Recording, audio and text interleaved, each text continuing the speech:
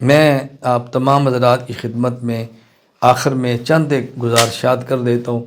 اس کو توجہ سے سماعت فرما لیں۔ میری گزارش نمبر 1، ہر وہ شخص جس کا مجھ سے تعلق ہے، میرا شاگرد ہے، مجھ سے اصلاحی تعلق ہے، مرید ہے، مجھ سے محبت کرتا ہے، نمبر 1، علماء کا احترام کرے،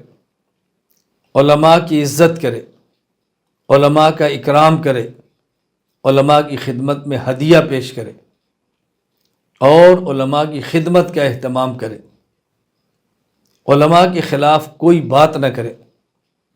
علماء کے خلاف کسی پروپیگنڈے کے اندر شرکت نہ کرے، علماء کے خلاف اپنی زبان کو بند رکھے،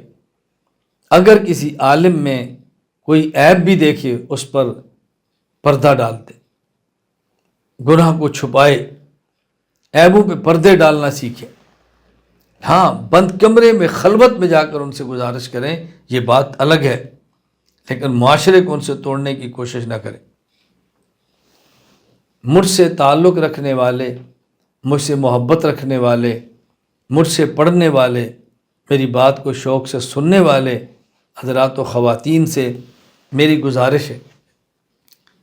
جو اپنے ذمے دوسرے کے حقوق ہیں ان کو ادا کریں۔ بیوی ہے، شوہر کا حق ادا کرے، شوہر ہے، بیوی کا حق ادا کرے، والدین ہیں،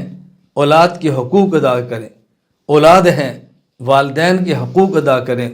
امام ہیں، مقتدی کا حق ادا کریں، مقتدی ہیں، امام کا حق ادا کریں، اوپر ہیں، ماتحت کا حق ادا کریں، ماتحت ہیں، اپنے سے اوپر والے کا حق ادا کریں، شاگرد ہیں، استاذ کا حق ادا کریں، استاد ہیں، شاگرد کا حق ادا کریں، حقوق ادا کریں۔ لڑائی حقوق کی وصولی سے ہوتی ہے، حقوق کی ادائیگی سے نہیں ہوتی۔ ہم اگر اپنے معاشروں کو پرامن رکھنا چاہتے ہیں تو میں یہ نہیں کہتا حقوق وصول نہ کریں، میں یہ کہتا ہوں حقوق کے وصول کرنے سے زیادہ حقوق کے ادا کرنے پر توجہ دیں۔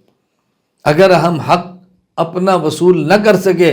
قیامت کے دن وصول ہو جائے گا، لیکن اپنا حق دنیا میں کسی اور کا ادا نہ کر سکے تو یہ قیامت کے دن ادا کرنا پڑے گا۔ دنیا میں ادائیگی آسان ہے اور قیامت کے دن کی ادائیگی بہت مشکل ہے۔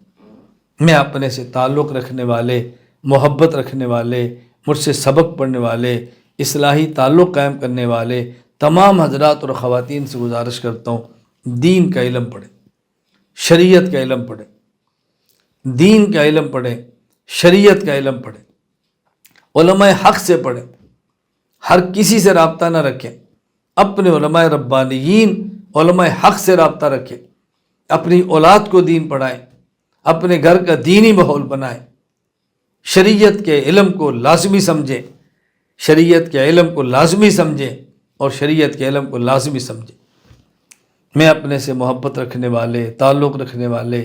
اصلاحی تعلق قائم کرنے والے، مجھ سے سبق پڑھنے والے تمام حضرات اور خواتین کی خدمت میں گزارش کرتا ہوں، اپنے کام پر توجہ دیں، دوسرے کے کاموں پر تبصرے چھوڑیں، اپنے کام کو سر انجام دیں، دوسرے کے کام پر توجہ چھوڑ دیں، تبصرے نہ کریں، اپنے کام کو بر وقت ادا کریں، اپنے کام کو پورے وقت پہ مکمل کریں، اپنے کام کو مؤخر نہ کریں، اپنے کام کو کسی دوسرے پر نہ چھوڑیں، اپنے کام کو ناقص ادا نہ کریں،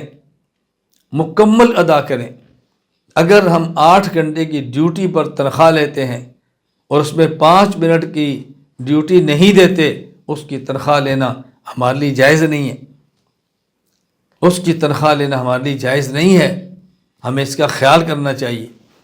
ہم اپنے ماحول کو درست کریں، ہم اپنے ماحول کو سازگار بنائیں۔ اللہ مجھے بھی توفیق عطا فرمائے، اللہ تعالیٰ آپ کو بھی توفیق عطا فرمائے، اللہ تعالیٰ مجھے بھی دین کی خدمت کرنے کی توفیق دے، اللہ آپ کو بھی توفیق دے۔ مجھ سے تعلق رکھنے والے،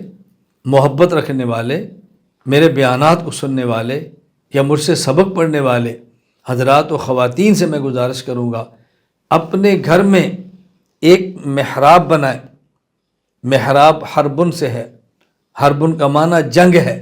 یعنی وہ جگہ جہاں نفس اور شیطان سے جنگ ہوتی ہے، اپنے گھر میں ایک محراب بنائیں۔ محراب ایک وہ ہے جو مسجد میں امام کے کھڑا ہونے کی جگہ ہے، یہ الگ محراب ہے، اور گھر میں محراب وہ جگہ ہے جو عبادت کے لیے مختص کر دی جاتی ہے۔ قرآن کریم میں ہے حضرت زکریا علیہ السلام کے بارے میں کہ حضرت زکریا علیہ السلام جب حضرت مریم کے پاس داخل ہوئے، کہا المحراب، وہ ان کی عبادت کی جگہ میں۔ اور قرآن کریم میں ہے فنادت الملائکہ وهو قائم یصلی فی المحراب، اپنی عبادت کی جگہ پہ عبادت کر رہے تھے۔ قرآن کریم میں ہے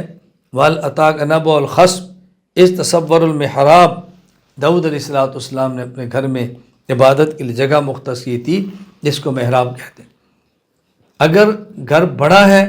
ایک کمرہ مختص کر دیں عبادت کے لیے، اگر گھر چھوٹا ہے ایک جگہ مختص کر دیں، اور گھر کے افراد وہی نماز پڑھیں، امی وہی نماز پڑھے، بیٹی وہی نماز پڑھے، اور جب نفلی عبادت وہیں پڑھے تاکہ نگرانی ہو، اور وہاں بیٹھ کے تلاوت کریں، وہاں قرآن کریم ہو، وہاں تسبیحات ہوں، اور وہاں پہ کچھ کتابیں پڑھی ہوں، جس کا اہتمام کریں۔ میں اپنے سے تعلق رکھنے والے،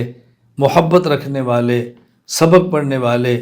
عقیدت سے بیان سننے والے تمام حضرات اور خواتین سے گزارش کروں گا، اپنے گھر میں دینی کتب رکھیں، تفسیر رکھیں، حدیث رکھیں، عقائد رکھیں، فقہ رکھیں، سیرت رکھیں، اسلامی تاریخ رکھیں، اپنے گھر میں کتب رکھیں۔ ہر شخص اپنے گھر میں ایک مختصر سی لائبریری بنائے۔ آپ دعا فرمائیں اللہ ہمیں اسباب اور وسائل دے، اللہ وقت میں برکت دے۔ ہم نے مستقل یہ طے کیا ہے انشاءاللہ ثم انشاءاللہ کو 2-4 سال لگ جائیں گے، ہم ایک بہترین سی کتب کی لائبریری ترتیب دیں گے اور کوشش کریں گے ہر گھر کے اندر اس کو پہنچائیں،